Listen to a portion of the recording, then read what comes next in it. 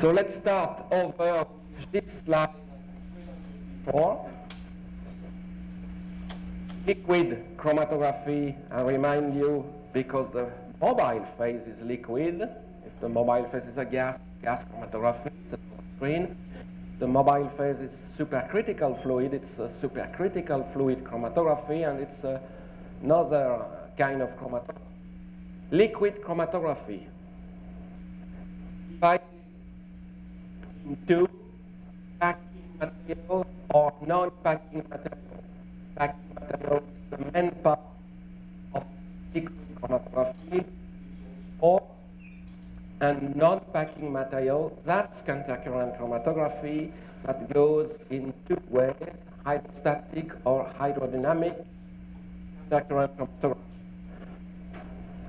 This does not need to be explained more, stands by itself, and I don't know if we will have to use this naming or not.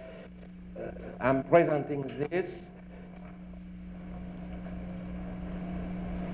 considering chromatography covers all chromatographic system with a liquid stationary phase without packing any packing. So this is countercurrent chromatography covering all of those.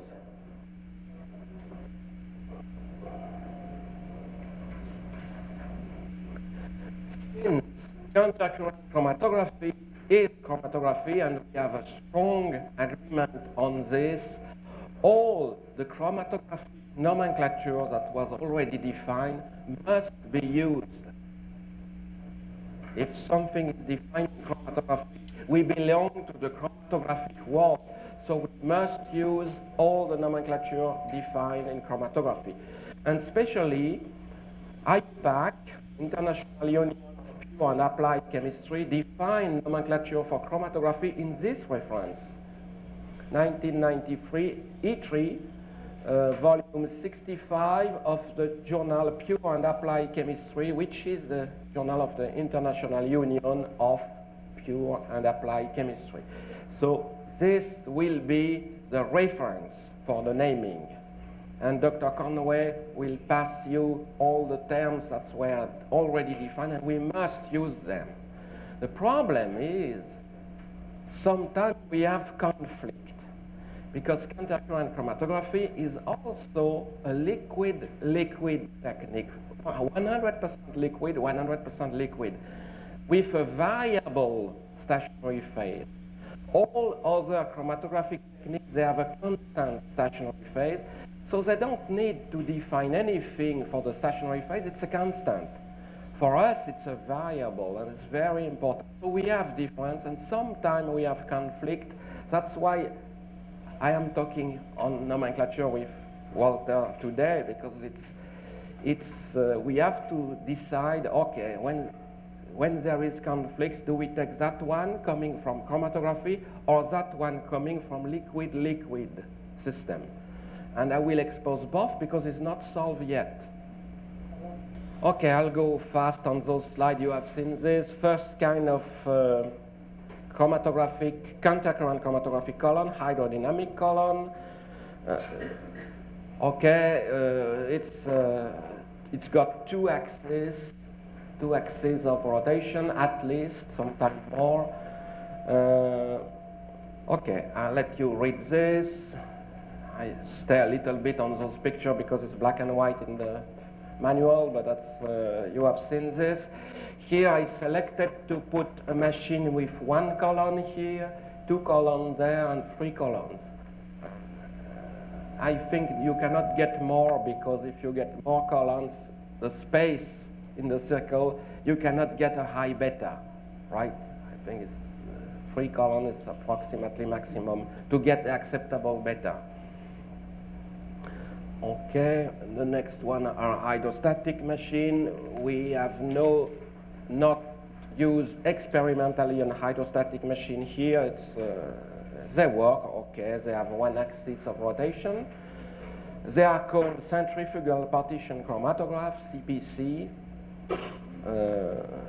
This is a good naming for a hydrostatic machine. It could be a better naming for the technique itself, for CCC, but I doubt that we can supplant CCC. So the example of hydrostatic machines, you remember. You have seen this equation, but now I am using different letters, this showing that's not well standardized. What I will do fully with an example I prepared yesterday and a real example with molecules so we know what we are talking about. The retention volume of a compound depends on the volume of mobile phase in green and stationary phase in brown or different gray on your manual that you have in the machine. And that's it, nothing else. This is very important. It's nothing to do with nomenclature, but we have just partitioning that's responsible for retention of compound in the machine. That's why we can go from the small machine to the big machine. We don't have to worry. Maybe there is silanol interaction. No, we don't have silanol interaction in CCC. Maybe the pores are too big. Maybe the pore are too small. We have no pore in CCC. So there is difference. You see, this fact that we have only partitioning is a good point of CCC, allowing to go from small machine, like Jan Gerard will explain, to large machine and predicting everything. So now we have the distribution ratio to define. So I'll do it in a minute. First, let's go on this slide that you have. It doesn't show well when it doesn't show well on screen. Jan Gerard presented it in his talk, so you can, that's exactly the same. This slide shows what's written on the left. The stationary phase, it's a variable in countercurrent chromatography, and this is very different and unique from the other chromatographic techniques. In all other chromatographic techniques, you buy a column, gas or liquid, you open the box, and inside you have a chromatogram, and often they give you a little pot with the sample that they use to make the chromatogram. In gas chromatography, yes, often. I know Altec do it. I don't know if Agilent does it, but and the chromatogram say, we have this compound, this compound, this compound, and we get this chromatogram. Please check it from time to time to see if the column is working okay. That's the way to test a column. You take the same sample, the same mobile phase, and the same column, and you should have the same chromatogram. Look at this figure. 4 chromatogram, and I could put more, but that's no need. Those 4 chromatograms are done with the same sample, the same column, the same liquid system, and you get 4 completely different chromatograms. Why? Because the stationary phase volume was, in that case, intentionally different. So this is very important. Or do I check if my column is working okay? I don't have to check it. It's always a new column. You are always working with a new column. You are preparing yourself. And this new column may not be the same as the one you have the day before because it's running a little bit faster, because it's different liquid system. You will have different SF, and you have to measure it each time. So this is not nomenclature, but that's, since we are at the end of the course, it's the point you should have in your head. The stationary phase in countercurrent chromatography is a variable, and we will need parameters to define this stationary phase. We don't need parameters to define stationary phase in other chromatographic techniques. So there will be differences. So now let's go in detail on distribution constant, page 11 on your printed text, and by chance you have page 12, which is very good. You have both of them on the same page. I have to switch from one to the other. Distribution constant and distribution ratio. what I will do to explain this, I'll go with an example. That's better. So I need my memory paper. So let's go with an example. We have a liquid system which must be biphasic. So I'll symbol this like this.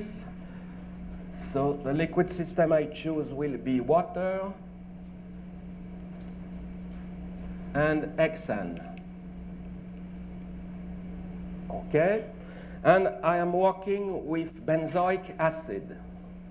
Benzoic acid, very simple molecule that I will write. Okay? Work with benzoic acid.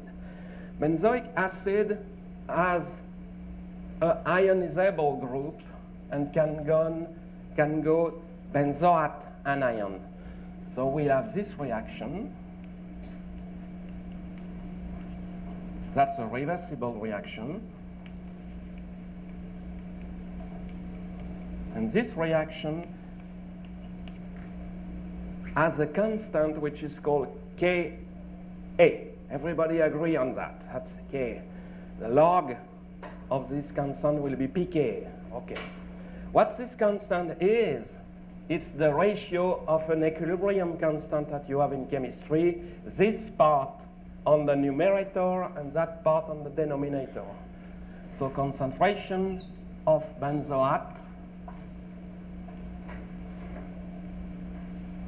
concentration of proton over concentration of molecule in water. The little w is to say that's in water. The little w is useless. This does not occur in hexane, but I put it in anyway. Okay, on this, no problem.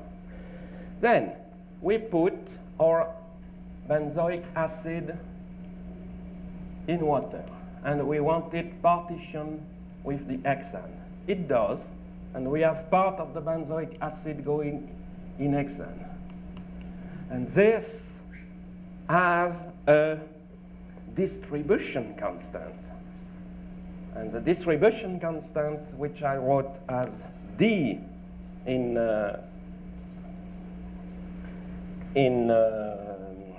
this slide 11, is equal to the amount we have in the stationary phase divided by the amount in the mobile phase.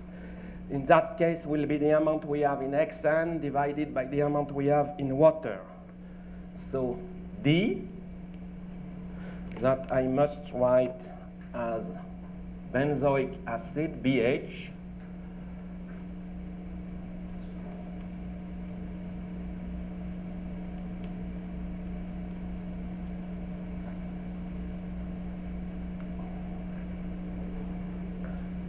it's the concentration of benzoic acid we have in hexane divided by the concentration of benzoic acid we have in water. And this is equal to 158. That's a constant. A constant doesn't change by definition of a constant. Okay? Now, this molecule can be ionized when pH change, and pH of water may change because carbonate gets in, it becomes more acidic, because you put something to increase the pH or something to decrease the pH, changing a little bit the pH of water. So you can form this molecule. But the problem is this molecule, it's an ion, excuse me, this ion, benzoate anion. This anion does not partition with hexane. So I still put a distribution constant of the anion, which I call B minus, and that's the concentration of the anion in hexane. divided by the concentration of anion in water. And since it's almost all in water, the literature value, you get a 0.005, which has not real meaning. It's practically nothing. That's also a distribution constant. But that's benzoate anion. It's not benzoic acid. It's different. It's another compound. Now we go to the slide 12. Partition coefficient, or distribution constant. Distribution ratio. The ratio of the total analytical concentration. So I need to have more room.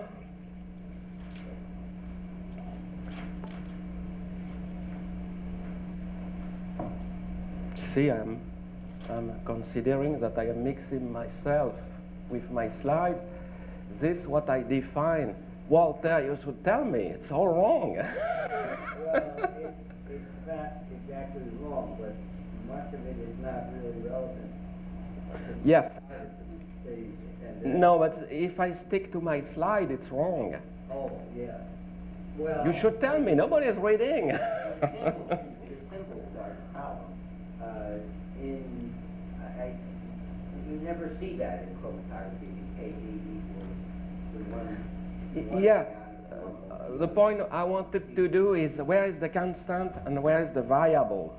So these are constant when we have partition constant, distribution constant.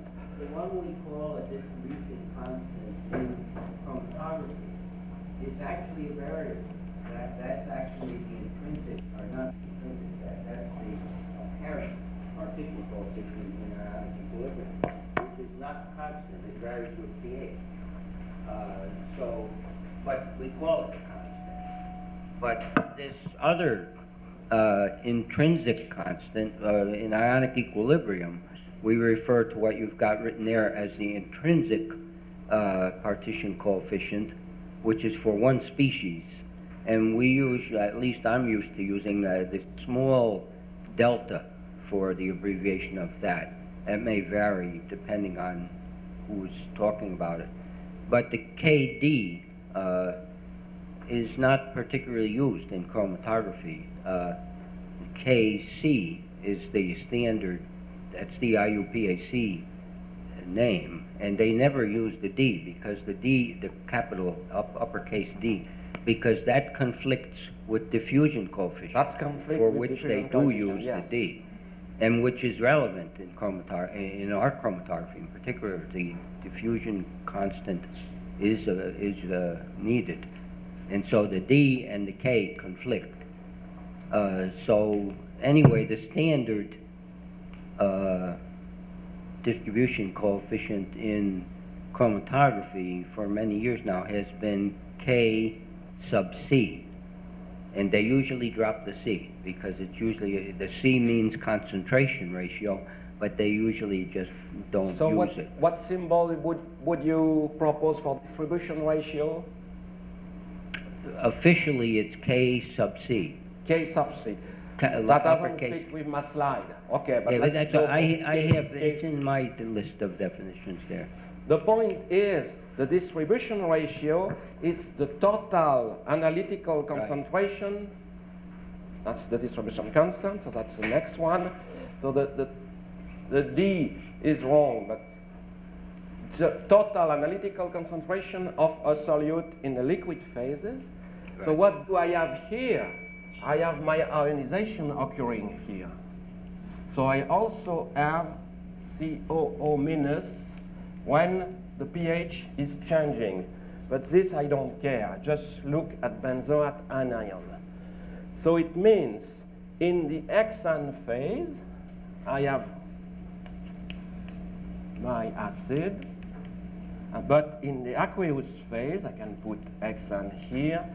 I have my acid, okay, plus the anion.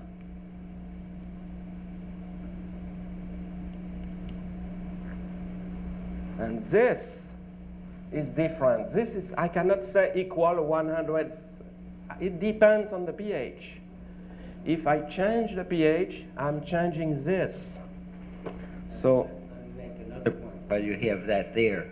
Well, what you say is true. The anion doesn't go into hexane, let's say. But if you used butyl alcohol, a measurable amount of anion would go in.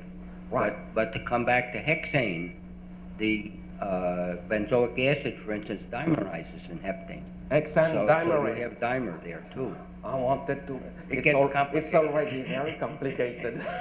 So I wanted not to go. It's just a total. Everything that has.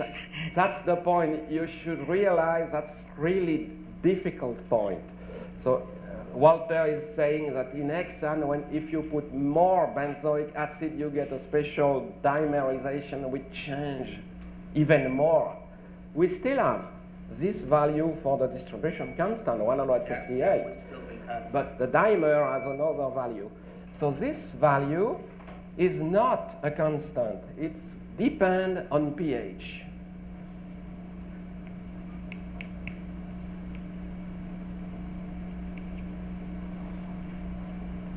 This depends on pH. And what I did, I calculate how it depends on pH, and you can, that's good, could be an exercise for students. It depends on pH. It's equal to the distribution constant, pH, I call it pH, over 1 plus Ka over H plus. So you have relation, mathematical relation between pH and distribution ratio. So if we look at this, if you go very acidic, very, very acidic, you get Kc. This become, if it's acidic, become big.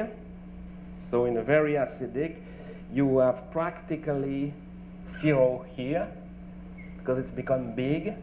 So Kc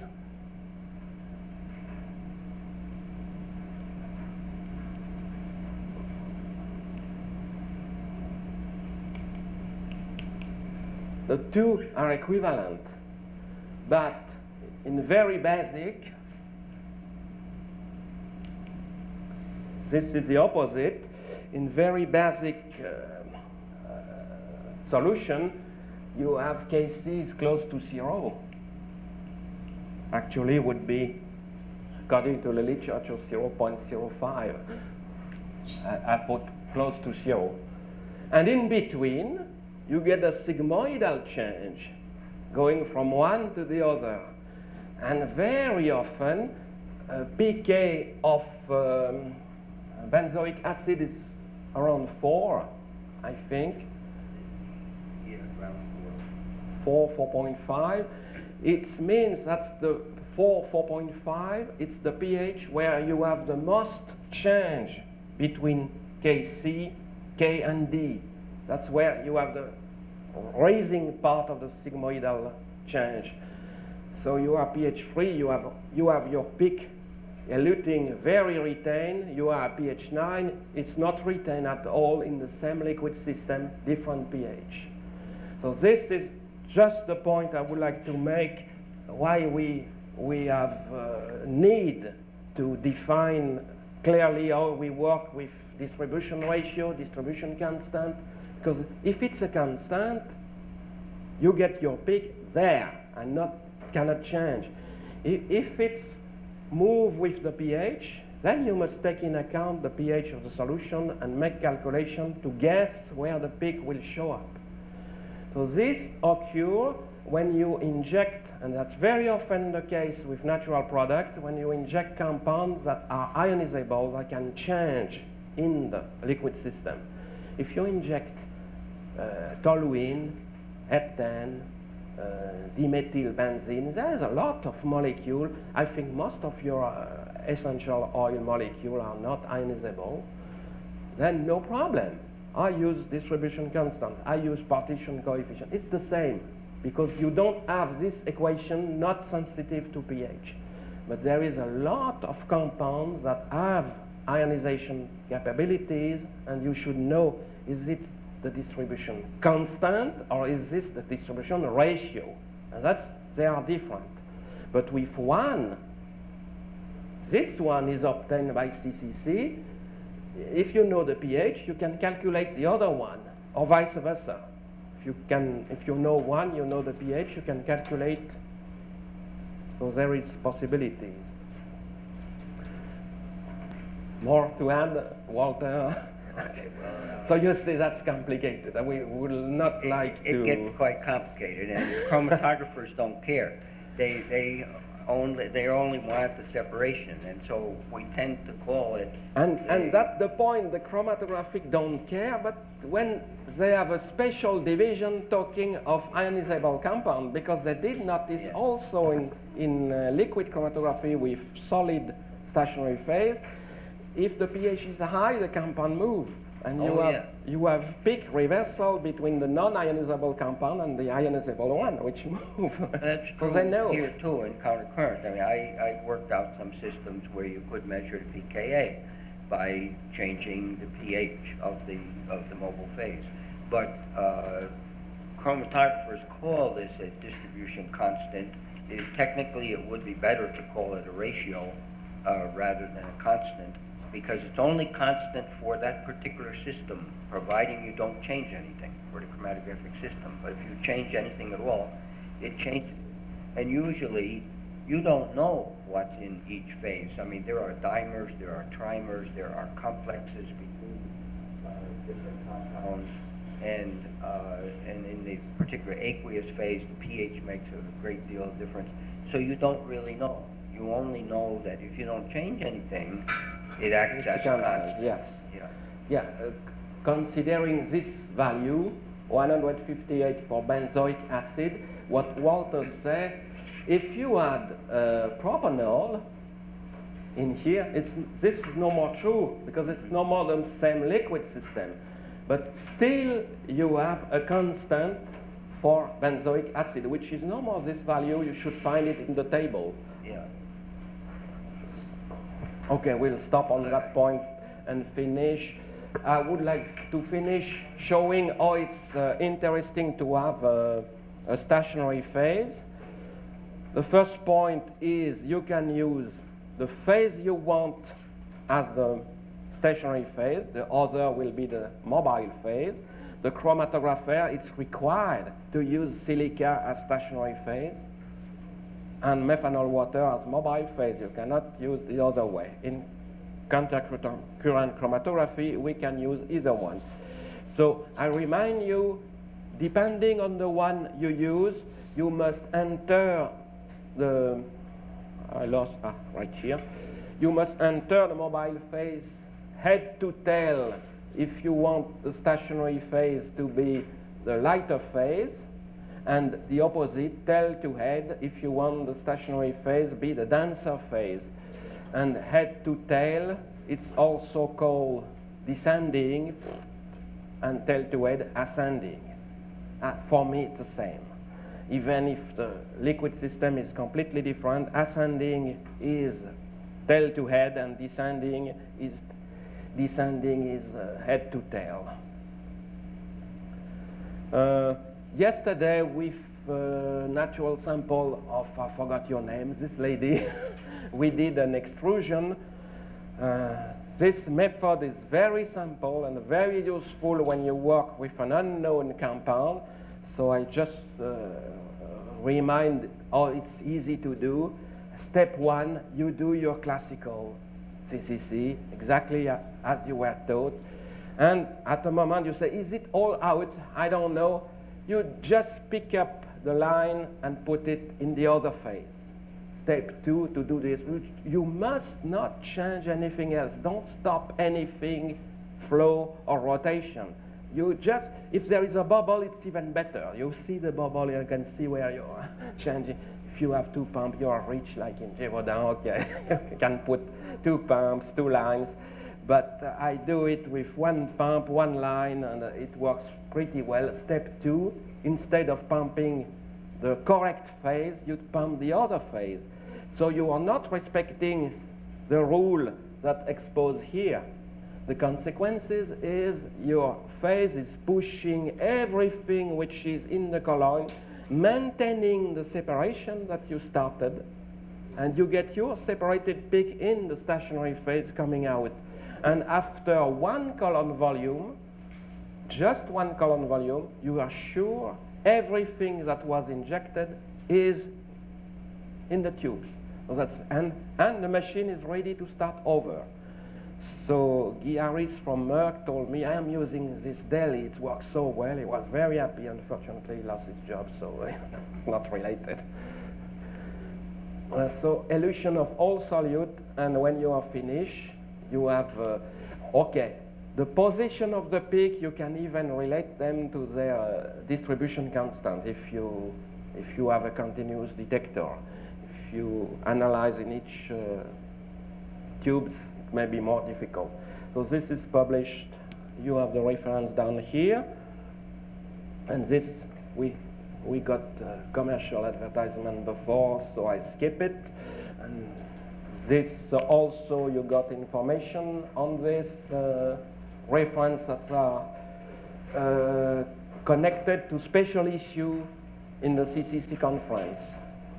So these are all special issue: Beijing, London, Tokyo, Washington, and the last one this year was with Rio.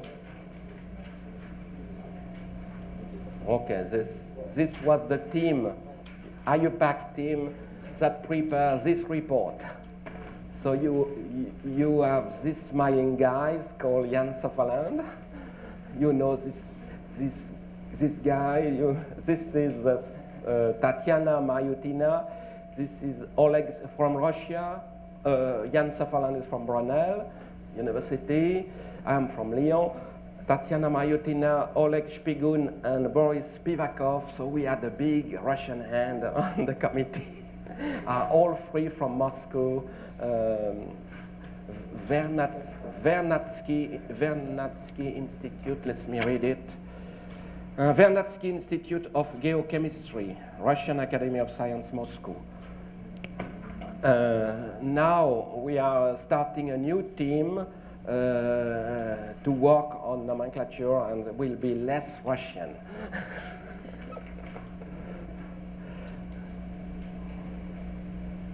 Now I will put some slides from Walter. One point I like to make, that countercurrent chromatography is not readily accepted as a chromatographic technique by many well-known chromatographers. They consider it not too useful for very many things, and they feel it doesn't meet the IUPAC definition, and so they don't give it much consideration. On the other hand, people who find it useful don't agree with that. Now, and it clearly is chromatography to those who use it. Now, the IUPAC definition you have on this slide and in your book, and this is a direct quote of the IUPAC definition, that chromatography is a physical method of separation in which the components to be separated are distributed between two phases, one of which is stationary, the stationary phase, while the other, the mobile phase, moves in a definite direction. The conflict with whether it is or isn't chromatography comes in those last few words, moves in a definite direction. Now, the way, and they do have, I counted at least 22 examples of types of chromatography, one of which includes partition chromatography, but they mean liquid-liquid partition chromatography where one of the phases is immobilized on a stationary matrix, like diatomaceous earth. This was widely used back in the 50s and 1950s and even earlier, where you would immobilize one phase, say water, on a diatomaceous earth or some other kind of phase, cellulose sometimes, and then you would pass an organic solvent over it, and you'd get partition between the two phases if you ignore any adsorption that inadvertently occurs onto the matrix. And so you did have liquid-liquid partition chromatography. The problem was that it was difficult to keep that stationary phase there, and you couldn't put very much on there. You could only put a small amount, and you would tend to wash it off as the other phase went through. But nevertheless, it worked, and in many cases, adsorption was not too great a problem. And there are many papers that are published on separations using that method. Now, the problem, I said, is that it moves in a definite direction, is the conflict, because they're saying one phase is stationary and fixed, and the other one moves in a definite direction, either one way or the other way, but not both. So that's where the conflict comes. Now, in much of the countercurrent, what we call countercurrent chromatography, we do actually have exactly that. You put a stationary phase in the column. You don't have a matrix, but that's not really critical. And you do pass the liquid through in one direction. And that would meet their definition. Where you start putting it in one direction, well, even if you went in one direction and then stopped and floated out the other direction, that's done in solid phase chromatography too. So that would meet it. It really comes when you put two phases in, and the name already turns them off, because it implies that you do have both phases flowing. And while Ito did have both phases flowing in his very initial work, it later evolved that the one phase moving became rather common. Now we're into all kinds of situations where you can manipulate both phases in various ways. And I still think it's better in most cases to consider it chromatography rather than start splitting things into chromatography procedures and extraction procedures, because then we'll get even more conflicts. And usually the same mathematics to explain it does apply to both. It's just that you have to modify it a little bit when you go one direction or the other. Now,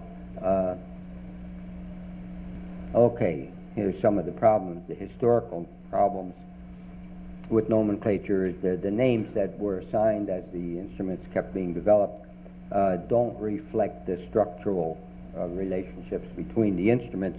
There's nothing much can be done about that, and by the time it became necessary to set up some kind of notation that did relate the names to the instruments were somewhat forgotten or not. It wasn't so relevant. It's only relevant if you want to actually see why some work better than others. Another criticism, though, is that many of the methods that the applications for countercurrent chromatography that have been published, they do not cite the chromatographic literature from which they were derived. Like I said, many things were done back in the 50s with liquid chromatography, but on a matrix. Many of the things that then began to be developed in countercurrent chromatography were exactly the same, sometimes almost direct copies, but they don't cite the earlier work. Well, that's not fair to the chromatographers who did that earlier work. The earlier work was quite valid, and while there may be advantages to do it in a countercurrent apparatus, you could use a larger sample and so on. The liquid was perhaps more stable, but this is not fair to the chromatographic community, and so I think it's good when you do something to go back, if at all possible, and find out who did that before, or if you're copying from something that was done by another type of chromatography, cite it. That makes this then a part of the chromatographic field. I mentioned there in retrospect, the centrifugal partition chromatography might have been a better generic name for the entire technique if that had been introduced earlier instead of countercurrent chromatography, because the countercurrent aspect could then have been slipped in later, but putting it in at the beginning turned off a lot of chromatographers. So I think to recommend what to do, always speak and write as a chromatographer. Don't put countercurrent chromatography as something special and different and better and unique. It may be those things, but if you want to keep it in the field of chromatography and you want chromatographers to adopt it, then you have to be one of that group. Now, another important thing is always use chromatographic nomenclature and symbols, and where possible, relate the countercurrent theory to chromatographic theory, or if they differ, contrast them, but they don't really differ that much. Now, what I've done on the next several pages, I'm not going to go through them one at a time,